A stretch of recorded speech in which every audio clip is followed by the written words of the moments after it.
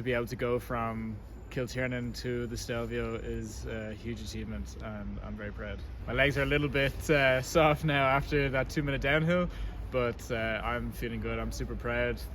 The goal for the downhill was just to try ski my best, give a good performance, and get down. It's a savage slope, so I'm proud to have made my debut on the Stelvio, and I'm looking forward to the next events, especially in the slalom. It's pretty exhilarating. The speed is super high. The pressure of the turns is awesome. So yeah, it's definitely a good test of my gym work this summer and all the training we've done so far. It's been a challenging road to get prepared for all 4 disciplines, but I'm really proud to say that I was able to perform on the Stelvio and bring it down. There wasn't so many competitors because of it's revered in ski racing. So yeah, I'm proud to have my name up there and be able to challenge that slope.